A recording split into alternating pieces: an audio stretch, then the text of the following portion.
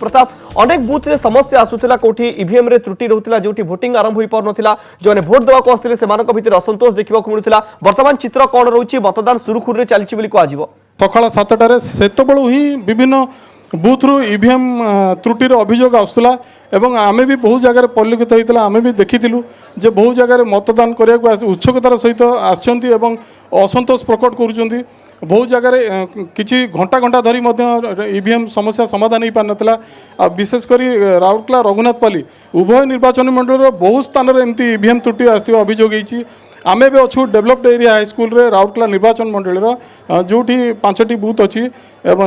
सेठी बहु संख्यार आप देखिपे मतदान सब्यस्त करने आसछंती मतदाता माने एवं एठी भी जिते आरंभ होता से ईवीएम त्रुटि खबर आसला एवं लोक जो मैंने आसते सका जेहेतु यहाँ ग्रीष्म दिन जिते समय बढ़ुची सेते उताप बढ़ुची तेणुक सका सका लोक उत्साह सह आसते मत सब्यस्त कर फेरिया किंतु देखला बेलू ये ईवीएम त्रुटि परिलक्षित होता जहाँफल से मध्य तीव्र असंतोष प्रकट होता से जहाँ एवं स्वाभाविक हो सारी स्वाभाविक भाव मतदान प्रक्रिया जारी रही।